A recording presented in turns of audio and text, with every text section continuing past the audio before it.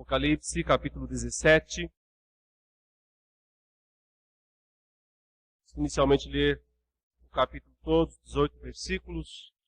A palavra de Deus diz: Veio um dos 7 anjos que tinham as 7 taças, e falou comigo, dizendo: Vem, mostrar-te-ei a condenação da grande prostituta que está assentada sobre muitas águas, com a qual se prostituíram os reis da terra, e os que habitam sobre a terra se embriagaram com o vinho da sua prostituição. Então ele me levou em espírito a um deserto, e vi uma mulher montada numa besta cor de escarlata, que estava cheia de nomes de blasfêmia, e que tinha 7 cabeças e 10 chifres. A mulher estava vestida de púrpura e de escarlata, e adornada de ouro, pedras preciosas e pérolas, e tinha na mão um cálice de ouro, cheio das abominações, e da imundícia da prostituição, e na sua fronte estava escrito um nome simbólico: a Grande Babilônia, a mãe das prostituições e das abominações da terra. E vi que a mulher estava embriagada com o sangue dos santos e com o sangue dos mártires de Jesus. Quando a vi, maravilhei-me com grande admiração. Ao que o anjo me disse: Por que te admiraste? Eu te direi o mistério da mulher, e da besta que a leva, a qual tem 7 cabeças e 10 chifres.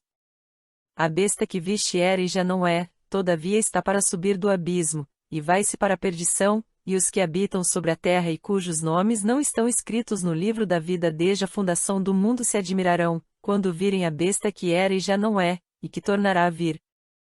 Aqui está a mente que tem sabedoria. As 7 cabeças são 7 montes, sobre os quais a mulher está assentada, são também 7 reis, 5 já caíram, um existe, e o outro ainda não é vindo, e quando vier, deve permanecer pouco tempo. A besta que era e já não é também o 8º rei, e é dos 7, e vai-se para a perdição. Os 10 chifres que viste são 10 reis, os quais ainda não receberam o reino, mas receberão autoridade, como reis, por uma hora, juntamente com a besta. Estes têm o mesmo intento, e entregarão o seu poder e autoridade à besta. Estes combaterão contra o Cordeiro, e o Cordeiro os vencerá, porque é o Senhor dos senhores e o Rei dos reis, vencerão também os que estão com ele, os chamados, e eleitos, e fiéis. Disse-me ainda: as águas que viste, onde se assenta a prostituta, são povos, multidões, nações e línguas. E os 10 chifres que viste, e a besta, estes odiarão a prostituta e a tornarão desolada e nua, e comerão as suas carnes, e a queimarão no fogo. Porque Deus lhes pôs nos corações executarem o intento dele, chegarem a um acordo, e entregarem à besta o seu reino, até que se cumpram as palavras de Deus. E a mulher que viste é a grande cidade que reina sobre os reis da terra. A leitura do capítulo 17 de Apocalipse. Hoje eu tenho a incumbência de explicar aquele que eu considero o mais difícil de todos os capítulos do Apocalipse. Certamente o mais complexo, o mais enigmático de todos os capítulos é este, o 17. Ele é escrito bem ao estilo do livro de Daniel, que faz muitas profecias a respeito do futuro, identificando com reis do passado, reis do presente, reis do futuro, e isso certamente cria uma grande dificuldade na interpretação. Ainda assim, nós vamos tentar entender o significado desta passagem que nos apresenta com todas as cores, e cores mesmo, como vermelho, como a cor do ouro, por exemplo, que são citadas na passagem, nos apresenta com essas cores o terceiro aliado do dragão. Quando o dragão, lá no capítulo 12, se nós nos lembrarmos, numa daquelas sessões em que João conta e reconta essa grande história da redenção, que vai desde a primeira vinda de Jesus até a segunda vinda de Jesus. Então ele falou no capítulo 12, após a vitória de Cristo, quando ele sobe aos céus, o vitorioso da morte, Cristo ressuscitado, que ascende aos céus para assumir o posto de Rei dos Reis e Senhor dos Senhores. Naquele momento, na entronização celeste de Cristo, o dragão foi expulso do céu. E o texto diz que ele foi lançado para a terra, ele e os seus anjos. E ao descer a essa terra, o dragão se sente derrotado pelo poder de Cristo, o poder que venceu a morte, o poder que ressuscitou, o poder que subiu aos céus. Porém, o dragão então lançado à terra, começa a chamar aliados. Aliados para enfrentar, para perseguir a igreja. Esses aliados do dragão não são aliados contra Cristo. Eles não podem fazer nada contra o Senhor que está nos céus, reinando absoluto, vitorioso. Mas esses aliados vão perseguir a igreja na terra. E então o primeiro aliado do dragão foi a besta que subiu do mar. Ela é uma personificação dos poderes mundiais, dos reinos, dos reis. E no final, essa besta que surge do mar se encarna num homem, que é o anticristo. Portanto, nós vemos a existência do poder da besta ao longo de toda a história, agindo, perseguindo os crentes, porém, no fim dos tempos, um pouco antes da segunda vinda de Jesus, essa besta se encarna, digamos assim, numa pessoa, num ser humano, num homem, que se apresenta como aquele que quer ocupar o lugar de Cristo, ou aquele que quer combater Cristo. Por isso, a expressão anticristo. O segundo aliado do dragão foi a besta que sobe da terra. Está lá no capítulo 13, né? As duas bestas são descritas no capítulo 13. Se a primeira besta é o poder militar, o poder político, o poder econômico, o poder coercitivo, o poder da força, que oprime, que persegue, que mata as pessoas que são fiéis a Deus, a segunda besta parece um cordeiro, ou seja, ela tem semelhanças com Jesus. Porém, só até que ela abra a boca, porque quando ela fala, não é o cordeiro que está falando, é o dragão. Fala como dragão. Portanto, a segunda besta é a religião que imita o cordeiro. É a falsa religião. São as seitas, são as heresias, são todas as religiões, o cristianismo falso, que se apresenta, são os falsos profetas, que se apresentam vestidos de ovelha, com peles de ovelha, mas por dentro são lobos vorazes. São os dois grandes aliados do dragão citados primeiramente, ou seja, o poder militar, econômico, político, o poder religioso, o poder que convence, que engana as pessoas. Nessas sessões que vão a partir do capítulo 12, especialmente nas duas últimas que nós vimos, entre os capítulos 14 e 16, ele menciona brevemente o terceiro aliado do dragão, a grande meretriz, a Babilônia. Duas vezes ele menciona rapidamente dizendo, caiu, anunciando, antes de apresentá-la, que ela viria a cair. E finalmente, então, chega o momento de João apresentar à igreja o terceiro, e de certa forma o pior, dos aliados do dragão, para tentar destruir a igreja.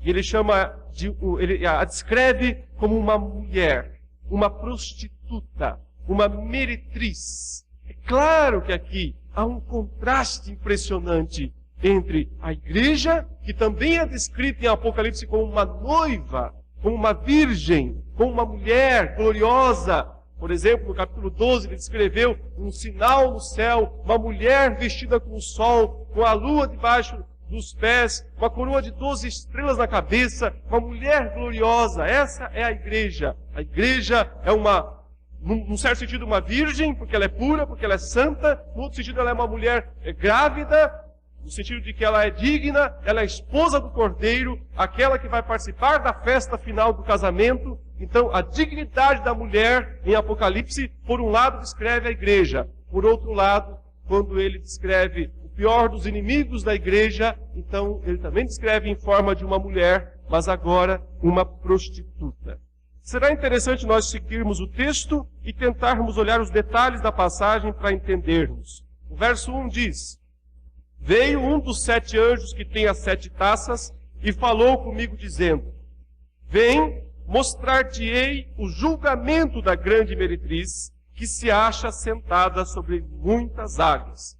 Portanto, um daqueles 7 anjos, que antes já derramaram as taças na terra, ou seja, Apocalipse 17, 18 e 19 é uma espécie de recontar daquela história que ele já contou. Mas agora, enfatizando um aspecto específico dessa história já contada, que é justamente aquele anúncio feito na 7ª taça, quando ele disse que Babilônia ia beber do cálice da ira de Deus. Portanto, agora, nessa penúltima sessão do livro, estamos na 6ª vez que ele está contando essa mesma história, faltando depois só a última vez nos capítulos 20 a 22. Agora o foco é a queda de Babilônia. Mas antes, ela vai ser apresentada. O anjo diz para João: vem e eu vou te mostrar o julgamento dessa grande meretriz, essa grande prostituta, que se acha sentada sobre muitas águas. Águas, aqui, como ele próprio vai interpretar depois, ele diz: são povos, são nações, são reinos, são línguas, ou seja, o mundo inteiro, toda a terra, toda a humanidade. A meretriz se acha entronizada, essa é a ideia. Ela está entronizada sobre todo o mundo. Ela é a verdadeira rainha deste mundo. Esta é a grande meretriz. O que ela significa? Ela tem muitos significados, não apenas um. O texto, inclusive, no capítulo 17, dá vários significados para ela. Mas se tivéssemos que resumir numa só frase o significado da grande meretriz, nós diríamos que ela representa a busca humana pelo prazer. A busca humana pelo prazer, que é oferecido ao homem a partir do mundo inteiro, como um instrumento de Satanás, como um instrumento do dragão, para manter os ímpios na incredulidade e para desviar os crentes da santidade. Essa é a função da grande meretriz. É o sistema do prazer. O prazer que o mundo oferece nas suas várias valências, nos seus vários aspectos, e que tem o objetivo de manter o mundo escravizado no pecado e desviar os crentes da santidade de Deus. Esse é o terceiro aliado do dragão, e aí a gente vê que ele realmente tem uma estrutura completa. O poder político, militar, econômico, a força, primeira besta. O poder religioso, o sedutor, os sinais, os milagres, a mentira, o erro, segunda besta. O prazer, a busca pela satisfação, por satisfazer os instintos, Babilônia. São esses os três aliados do dragão. Dificilmente uma pessoa vence os três. Quem não cai pela primeira besta, às vezes cai pela segunda besta. Quem vence a primeira e a segunda, se deixa vencer pelos prazeres, pela oferta de satisfação pessoal que o mundo oferece. Mas vamos concentrar a atenção na meretriz, na Babilônia. Veja que o texto diz que além de estar assentada sobre muitas águas, que é o mundo inteiro, nações, línguas, tribos, diz no verso 2 que com ela se prostituíram primeiramente os reis da terra. Os reis quer dizer os chefões, os governantes do mundo. Quer dizer, é só isso que eles querem. É só isso que eles buscam. O prazer. Experimentar o prazer deste mundo. Com o vinho de sua devassidão, e aqui está uma expressão que significa literalmente prostituição. A palavra da língua grega para devassidão é porneia. Nós ouvimos isso em expressões como pornografia, por exemplo. Ela significa especialmente prostituição, relação sexual ilícita, adultério, fornicação, homossexualidade, lesbianismo, relação sexual com animais, pode ser aplicada a todos esses aspectos. A expressão porneia. Então ele diz, o vinho da sua devassidão embriaga os reis da terra. Não só os reis da terra, mas também os que habitam na terra. Foi que se embebedaram os que habitam na terra. Não só os reis, mas todos os habitantes da terra. Portanto, está descrita em primeira mão Babilônia. Quem é ela? Ela é aquela que, através da sua prostituição, que envolve todos esses aspectos listados há pouco, embebeda, embriaga os chefes e os subalternos também. Os reis, mas também todos os habitantes da terra. Em seguida, então, o verso 3 diz, transportou-me o anjo em espírito a um deserto. E aí João vai ver com seus olhos, né? Ainda que seja uma visão espiritual, mas ele vai ver a Babilônia e ele vai ficar espantado com a descrição. É a primeira vez que nós vemos o próprio João dizendo assim que ele se espantou. Ele se espantou uma vez com a descrição de Cristo, quando ele viu o Cristo glorioso, lá na ilha de Patmos, caiu a seus pés como morto e ficou admirado, mas agora ele vai ter uma admiração às avessas. Do lado contrário, que é justamente de ver o que é esta mulher e como ela é terrível. Diz aí que ele vê então no deserto, ou seja, o ambiente é esse. É um ambiente de secura, de carestia, um ambiente em que tudo é fabricado. Parece glorioso, mas o que no fundo é isso, um deserto. Quem segue isso não pode esperar fontes de água viva, não pode esperar jardins floridos. Essa é a vida do deserto. E ele diz, e vi uma mulher montada numa besta escarlata. Essa é a cena. Ele vê uma mulher, provavelmente quase nua, ainda que ela tem alguns trajes vermelhos sobre si. Ela está montada num animal como se fosse num touro ou num cavalo, mas esse animal é a besta. A primeira besta.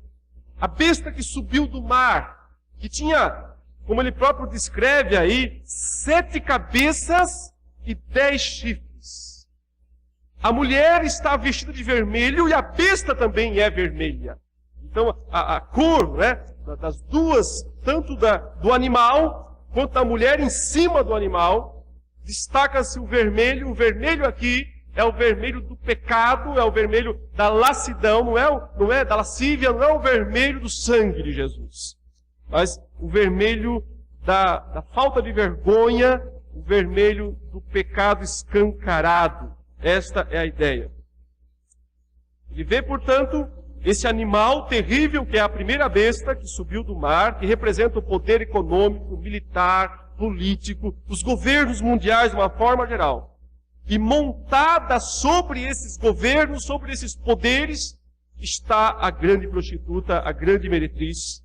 Ou seja, os dois sistemas, né, andando, funcionando juntinhos.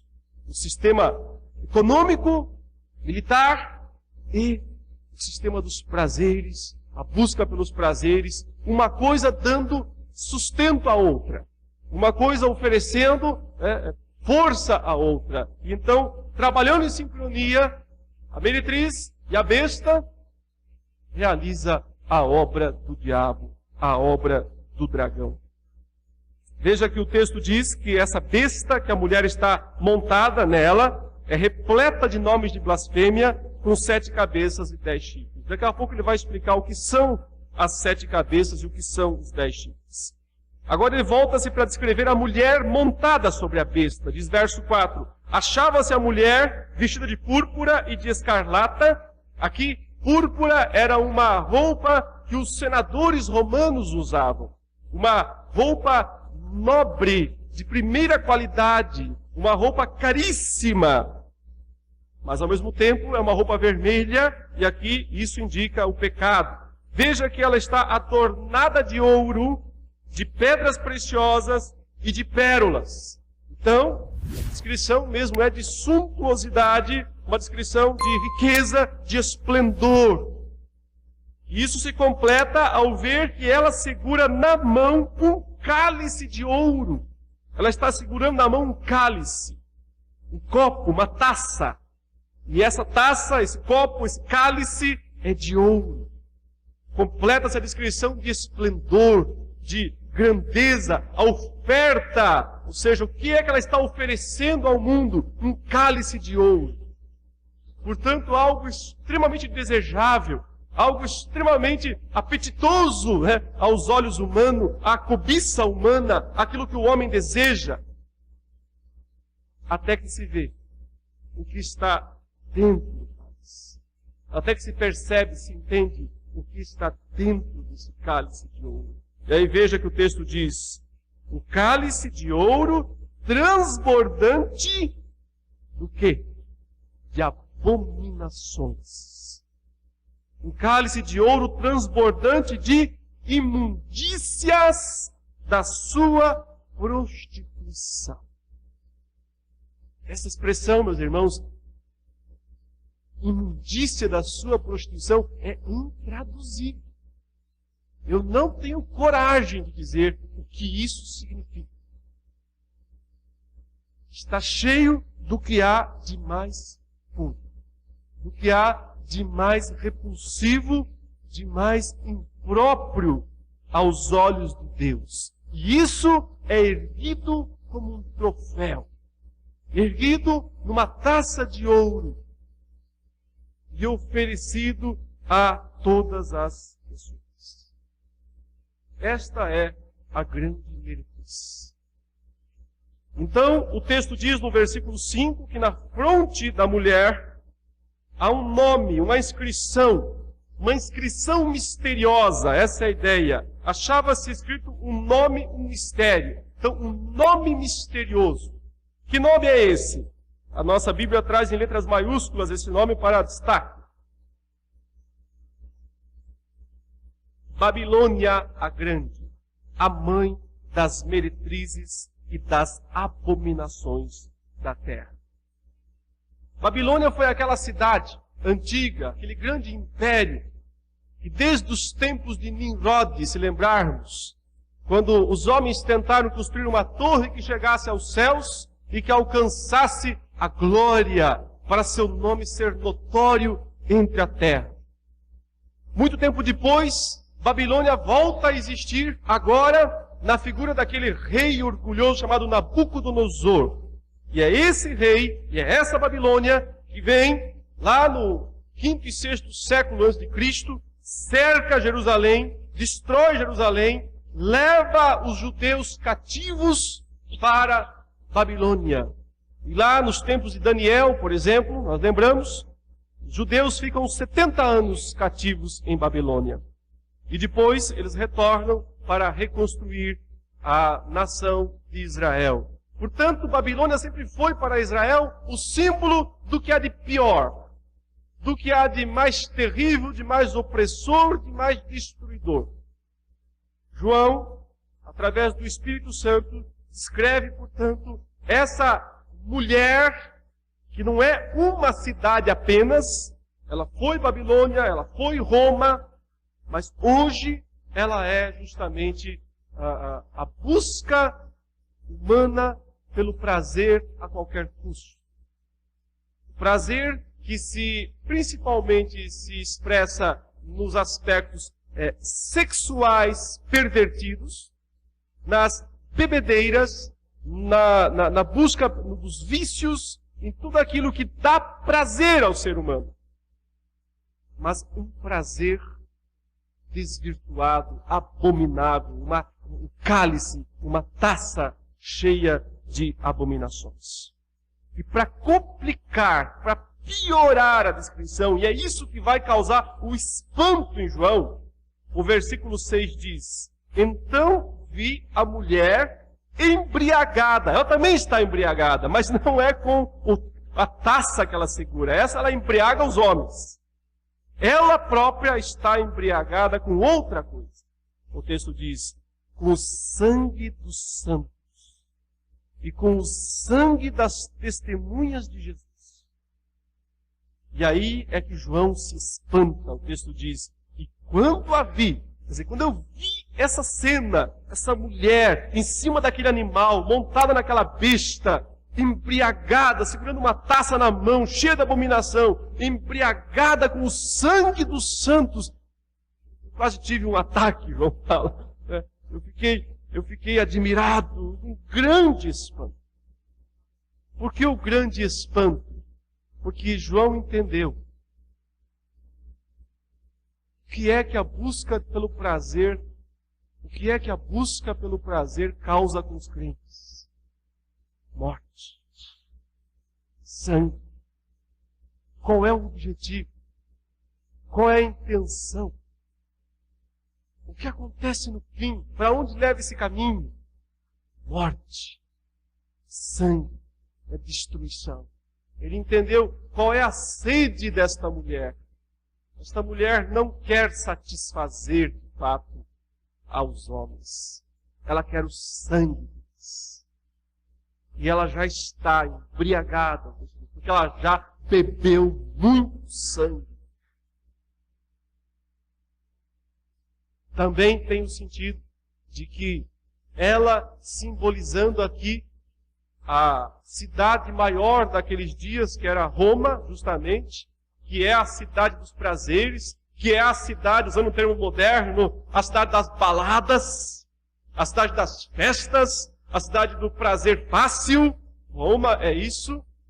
E ao mesmo tempo em que ela oferece prazer, ela persegue os crentes, mata, derrama o sangue dos verdadeiros cristãos. Então João fica admirado, se espanta muito com isso.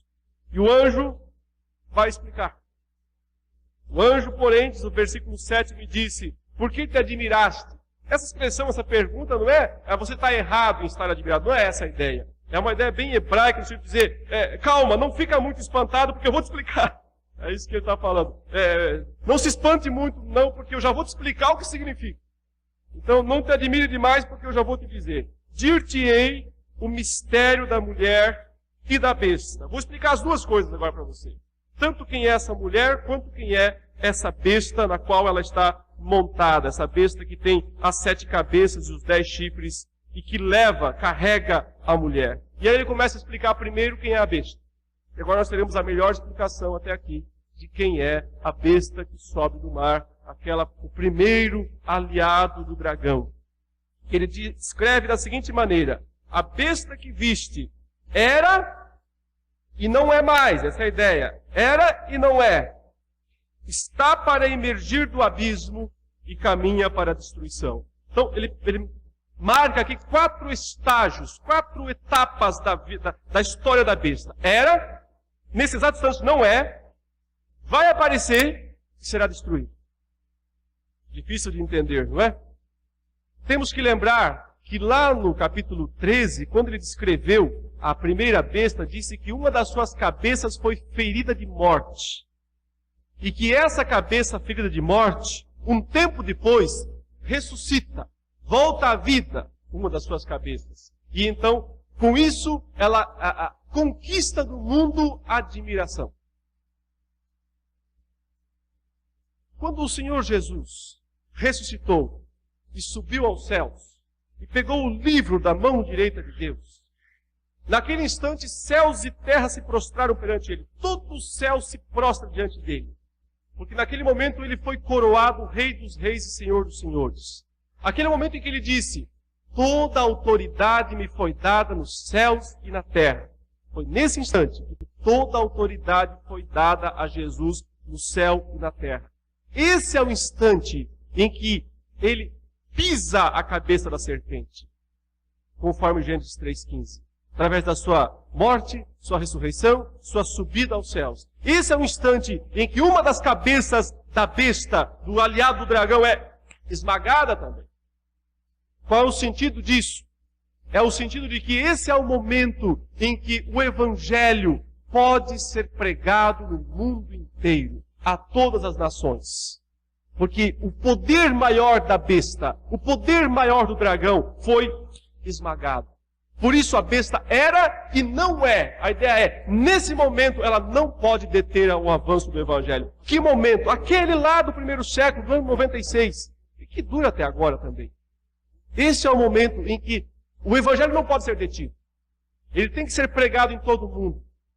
Toda a autoridade me foi dada nos céus e na terra. Ide, portanto, fazei discípulos de todas as nações, batizando em nome do Pai, do Filho e do Espírito Santo. E eu estou com vocês até o fim, até a consumação. Então, qual é o sentido dessa besta ter uma de suas cabeças esmagada? O sentido do dragão ter sido deposto dos céus? O sentido de que ela era e não é, mas está para voltar? Essa é a ideia. Era, não é. Nesse exato instante, Cristo quebrou o poder dela. Cristo quebrou o poder do dragão. Nesse exato instante, o Evangelho é o cavaleiro branco do primeiro selo. Saiu vitorioso para vencer. Ninguém pode detê-lo em toda a terra. Mas daqui a pouco, a cabeça ferida da besta ressurge. Daqui a pouco, a besta sobe do abismo, onde o dragão está, na verdade, no abismo. E então, ela se personifica num homem, o anticristo. Nesse período, daí para frente, as nações são enganadas mais uma vez. Daí para frente, não haverá mais legitimidade para pregar o Evangelho em toda a terra. Mas ao mesmo tempo o texto já diz, o fim dela é a destruição. Porque Cristo voltará depois, logo em seguida, e destruirá. Por isso são os 4 momentos da besta. Era, ou seja, ela agiu, ela dominou o mundo inteiro, ela impediu o Evangelho de ser pregado em todas as nações. Nesse tanto ela não é, porque sua cabeça foi esmagada, porque o dragão foi expulso do céu, porque o Evangelho é vitorioso em toda a terra, mas ela vai voltar, ela vai subir do abismo, porque o dragão será solto da sua prisão, porque o anticristo vai aparecer, mas ela vai durar pouco tempo, porque o fim dela é a destruição. Esses são os 4 estágios da besta que viste, era e não é, está para emergir do abismo e caminha para a destruição. E aqueles que habitam sobre a terra, o texto continua, cujos nomes não foram escritos no livro da vida do Cordeiro, ou no livro da vida desde a fundação do mundo, se admirarão vendo a besta que era, que nesse instante sua cabeça está esmagada, não é, mas daqui a pouco ela volta do abismo, aparecerá. Então, quando ela aparecer outra vez, o mundo inteiro a segue. As nações são enganadas, e ela vai atrás, ou ela vai enganar totalmente o mundo. O versículo 9 é bem ao estilo lá do capítulo 13, quando ele disse sobre a marca da besta. Ele usa uma expressão parecida. Aqui está o sentido que tem sabedoria. Lá ele disse, quem tem inteligência calcule o número da besta. Agora é o mesmo enigma, para entendermos mais uma vez. Que Apocalipse reconta, mesma história. Então ele explica agora o sentido primeiro das 7 cabeças. Ele diz, as 7 cabeças da besta são 7 montes, nos quais a mulher está sentada. Há 2 significados possíveis para 7 montes. No Antigo Testamento, monte muitas vezes representa nações, impérios, poderes humanos. Então, 7 montes, se 7 é o número da perfeição, portanto, seria o poder completo deste mundo. Que nos dias de João, provavelmente, tivesse uma aplicação específica, localizada, na cidade de Roma, uma vez que Roma é conhecida em muitos textos literários antigos como a cidade das 7 colinas. Ela é chamada por esse título em várias obras literárias não bíblicas, extra-bíblicas da antiguidade. A cidade das 7 colinas. E aqui o texto diz que a mulher está assentada sobre esses 7 montes também. Portanto, é a ideia mesmo de Roma, a cidade de Roma. como aquela que, por um lado, é o poder militar, opressivo, econômico, e, por outro lado, é aquela que oferece ao mundo, ao homem, os prazeres fáceis, mas caros. Caros no sentido tanto financeiro, quanto no sentido de que o preço desses prazeres é altíssimo, é sangue. Quando ele vai descrever com mais detalhes a queda de Babilônia no capítulo 18, nós veremos em breve, ele descreve as mercadorias finas de Babilônia. As coisas que o ser humano deseja, as coisas refinadas da vida. E é justamente esse o sentido da grande meretriz. Porque o ser humano é apaixonado por coisas exóticas, prazerosas, refinadas. E Roma era o centro, a capital do mundo. Se existe um lugar onde há coisas chiques, legais, desejáveis, caras, esse lugar é Roma. Mas não podemos restringir apenas a Roma, porque essa Roma não existe mais. A cidade de Roma existe até hoje, mas não aquela Roma da antiguidade. Mas esses 7 montes, essas 7 colinas, estão em cada uma das cidades do mundo, onde sempre há ofertas para as pessoas, onde as pessoas sempre são apresentadas às coisas ilícitas, porém prazerosas. Em qualquer lugar do mundo. Mais detalhes, ele diz ainda, são também 7 reis. Então veja como o Apocalipse é simbólico, é um livro simbólico. Uma mesma coisa pode ter 2 interpretações. Quer dizer, no sentido, as 7 cabeças são 7 montes. No outro sentido, são 7 reis. E aí vem a parte mais difícil. Dos quais ele diz, caíram 5. Um existe. E o outro ainda não chegou. E quando chegar, tem de durar pouco. 5 caíram. Um está agora. Outro vem e dura pouco. E depois vem um 8º. E esse 8º é que é a besta encarnada. Esse 8º é que é o anticristo. Muitas interpretações são feitas a respeito disso. Observe que diz que a besta, que era e não é, também é ele o 8º rei. Procede do 7 e caminha para a destruição.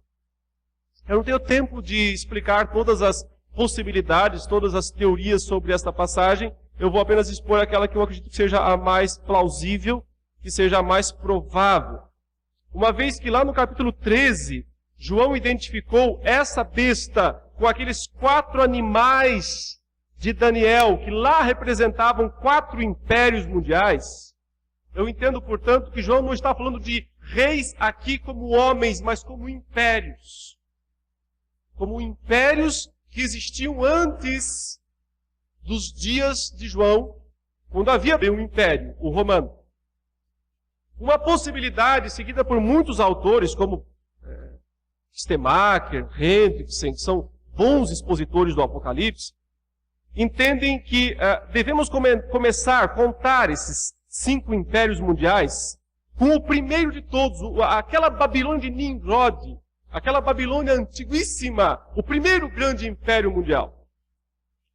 Essa Babilônia caiu porque Deus esmagou a Torre de Babel, e por algum tempo não houve um império mundial. Mas depois se levantou, muitos séculos depois, um grande império mundial chamado Assíria. Seria o segundo. A Assíria foi aquela que destruiu Samaria, Israel do Norte. Cercou Jerusalém, mas não conseguiu destruir Jerusalém. Porque ela foi, a própria Assíria, conquistada por um novo império, o de Nabucodonosor. Babilônia, então, sim. Agora a segunda Babilônia, a Babilônia de Nabucodonosor. Seria esse o terceiro império. O quarto rei, ou o quarto império, seria então o império que sucedeu Babilônia, que foi o império Medo-Persa, dividido entre os medos e os persas. Por exemplo, Dario, né? Por exemplo, Ciro. Dario era medo, Ciro era persa. Foram imperadores daquele período. Depois, o Império Greco-Macedônio, o Império de Alexandre, Alexandre o Grande, aquele que conquistou também todos os impérios anteriores e dominou um vasto território mundial. E o seu império, apesar de depois de dividido em 4 generais, continua dominando a maior parte do mundo. E aí nós temos então os 5 reis que já foram. Os 5 impérios mundiais que já foram. E existe então o 6º. E o 6º é justamente o Império Romano, que era o império dos dias de João, o império que durou pelo menos 5 séculos. Roma cai, o Império Romano do Ocidente cai, no 5º século, né, depois de Cristo. Porém, continua o Império Romano do Oriente. Se nós pensarmos, num certo sentido, ele vem se desdobrando até os dias atuais. Porque nós vemos, por exemplo, alguns termos. A Rússia tinha um czar até antes das grandes guerras mundiais do século XX. Czar é uma palavra que significa César, que era o imperador de Roma. A Alemanha tinha um Kaiser. O Kaiser era aquele imperador alemão que foi à Primeira Guerra Mundial. Kaiser também significa César. É a mesma expressão. Em certo sentido, o Império Romano continua aí nas suas ramificações, nos seus desdobramentos pelo mundo. Quer no Oriente, quer no Ocidente. Mas o texto diz que depois do 6º Império, um 7º Império duraria pouco. E depois desse 7º viria o 8º, que seria o Anticristo, a besta encarnada, a besta que se encarna no homem da iniquidade, no filho da perdição. Mas observe que esse 7º que dura pouco, o sentido que João quer dar aqui não é cronológico. Ele não quer dizer dura 2 meses, 3 meses, 1 ano ou alguma coisa. Ele está fazendo um paralelo com algo que ele já disse antes. Quando o dragão foi expulso do céu, lançado à terra, cheio de grande cólera, foi dito o quê? Que ele estava irritado, ele estava furioso, por quê? Porque pouco tempo lhe resta. Foi a expressão dada lá em Apocalipse 12. Pouco tempo lhe resta. E aqui ele diz, o 7º vai durar pouco. É a mesma ideia. Ou seja, é o período do pouco tempo que resta ao dragão. Mas já são 2000 anos. Não é um tempo cronológico. Não é para a ideia de somar os anos. Não é isso. É apenas para entender, para lembrar que o dragão tem um período curto aos olhos de Deus. E esse é o período em que o 7º Império, que provavelmente aqui seja uma junção de todos esses impérios mais ou menos mundiais que existem desde que Roma caiu. A verdade é que depois da queda de Roma nunca mais houve um império plenamente mundial, porque sempre há 2 ou 3 em oposição. Hoje no mundo, vamos dizer que existe um império maior, suponha a América é o império maior do mundo? Mas ele não é o único. Você tem que pensar que tem uma China, tem uma Comunidade Econômica Europeia, que tem uma Rússia. Então, não há um império unificador. A maior tentativa de haver um império unificador foi justamente o Império Alemão, com Hitler. Se vencesse na Segunda Guerra Mundial, teríamos novamente, provavelmente, um império mundial. Mas ele não venceu, não conseguiu. Então, esse 7º que dura pouco, também tem essa ideia de que nenhum império consegue, nesse período, ter plena supremacia. Nenhum consegue ter a mesma grandeza dos anteriores, dos 6 anteriores. Mas o 8º terá. O 8º terá uma unificação. Ele conseguirá. Ele reunirá. Veja que o texto diz, o 8º procede dos 7. Não é que ele seja um dos 7, não é essa a ideia. A ideia é, ele acumula tudo que os 7 anteriores trouxeram. Ele carrega, ele ressurge, ele surge no mundo, trazendo, reunindo, reunificando tudo que os 7 anteriores tinham de pior.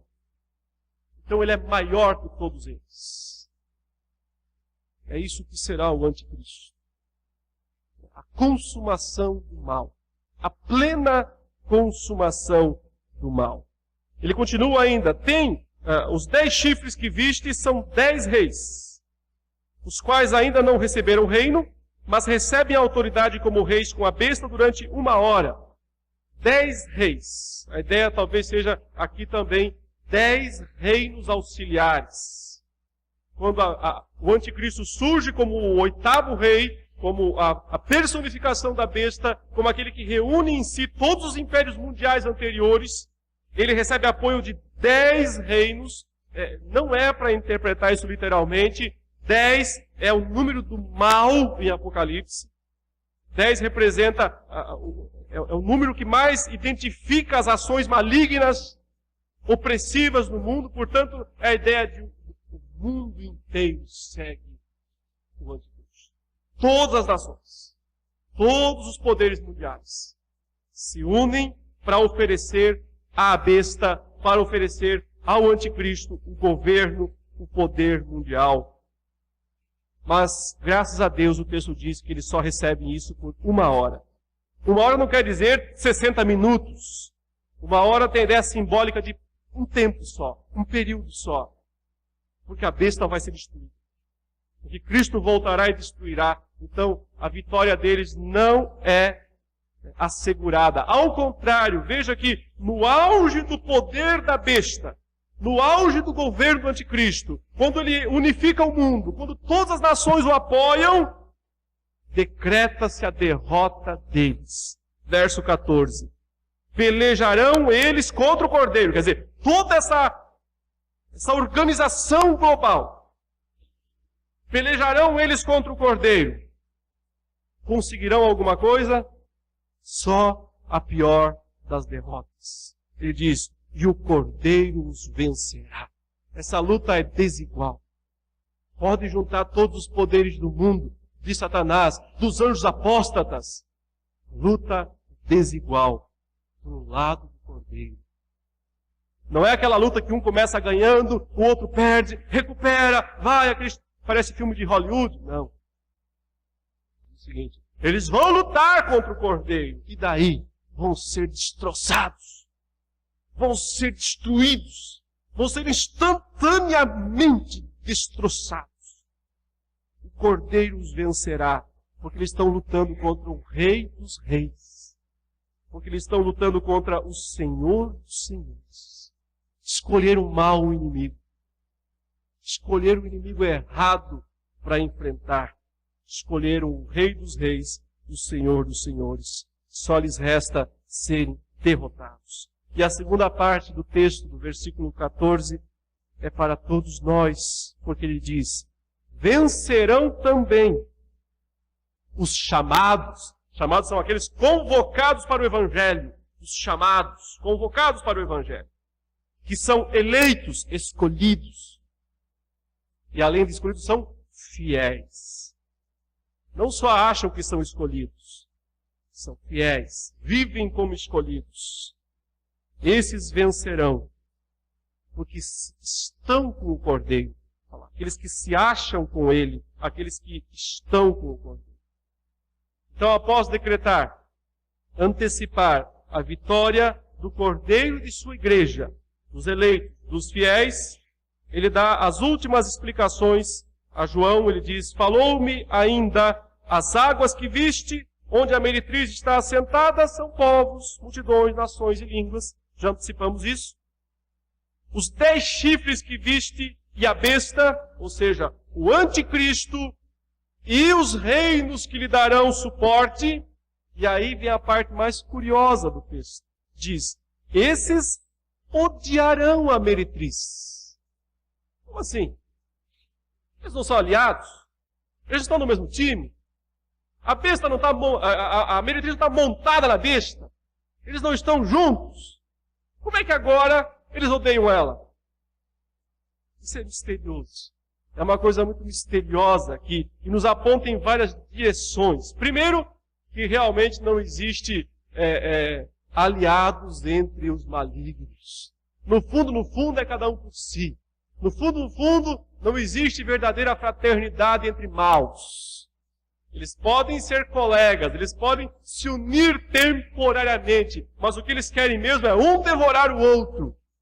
Não existe verdadeira aliança entre as forças das trevas. Esse é um sentido aqui que a passagem nos permite entender. O outro sentido, talvez seja a ideia, o ódio que surge no coração dos reis da terra para com a meretriz, porque talvez seja aquele momento final em que eles caem em si, em que eles percebem, olha, nós investimos toda a nossa vida nisso, nos prazeres, nos feitos, nas realizações. Nós achávamos que tudo o que restava da vida, que o que havia de melhor era isso. Está vendo? Isso foi a nossa causa da queda, da ruína, da destruição. Então eles criam um ódio por aquilo. Tarde demais. Tarde demais. Não haverá qualquer tipo de chance para eles depois disso. Tarde demais. Deviam ter saído dela enquanto havia tempo, né? O capítulo 8 vai falar para a igreja: sai dela, povo meu. Abandone Babilônia enquanto é tempo. Depois não adianta odiar Babilônia. Se ficou dentro dela. E quando ela for destruída, será destruído junto. Aí não adianta odiá-la. É tarde demais. Ainda uma nota final aqui é interessante demais, porque o verso 17 reforça a soberania de Deus, que diz: porque em seu coração, no coração desses reis do mundo, Deus incutiu que realizem o seu pensamento, o executem unidos, uma falsa união, e deem à besta o reino que possuem, até que se cumpram as palavras de Deus. Isso é extraordinário. Nada está fora de controle. Todo esse caos no mundo, toda essa efervescência dos poderes satânicos agindo em conluio, brigando entre si, devorando o mundo, tudo isso acontece porque Deus decretou, porque Deus disse: vocês aí perversos, façam isso. É aquilo que Lutero estranhamente dizia, mas com sentido verdadeiro. Ele dizia: o diabo é o diabo de Deus. É aquele que no fim das contas faz o que Deus quer. Embora ele na sua maldade, embora ele na sua arrogância pense que está fazendo apenas a sua maldade, você está fazendo o que você quer, mas em última instância você também faz o que eu, para o controle de todas as coisas. Porque Deus não pode perder as rédeas do mundo. Deus não pode perder o governo sobre a terra. Ele diz para que no final se cumpra a palavra. As palavras de Deus. Verso 18. A mulher que viste é a grande cidade que domina sobre os reis da terra. Em outras palavras, João, para vocês, ela é Roma. Agora você sabe quem são seus inimigos. E na verdade, Roma, como capital do mundo naqueles dias, reunia os três inimigos, os três aliados do dragão. A primeira besta, o poder militar, econômico, político. A segunda besta, a falsa religião, a sedução da falsa religião. E Babilônia, a oferta de prazeres, a oferta das festas e de tudo aquilo que apetece e agrada ao ser humano. Tudo isso estava ali em Roma. Tudo isso está aqui em São Paulo. Tudo isso está em qualquer das cidades deste mundo, onde os crentes precisam viver e testemunhar verdadeiramente o Cristo que conhece. E onde não é fácil fazer isso. Por todas as pressões que estão sobre nós. Mas tenhamos alento por causa do versículo 14. Tenhamos alento por causa desse versículo, porque ele garante a nossa vitória. Cristo é o Rei dos Reis, é o Senhor dos Senhores. Se estivermos com Ele, o texto diz, venceremos. Que Deus nos abençoe, irmãos, em nome de Jesus. Amém. Vamos orar e já nos prepararmos para a ceia do Senhor? Santo e eterno Deus de amor e de misericórdia, confessamos diante de Ti e reconhecemos agora os nossos pecados.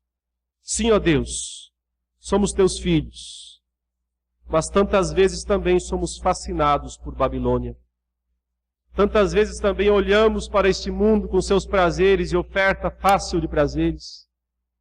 E tantas vezes pensamos que estamos perdendo alguma coisa por estarmos contigo, por abrirmos mão das coisas impróprias.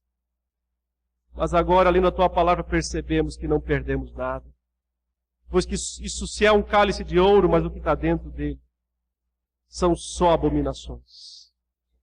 Permita, Senhor, que possamos agora beber o verdadeiro cálice, não o das imundícias, mas aquele que tem o sangue precioso de Jesus Cristo, simbolizado nesse fruto da videira,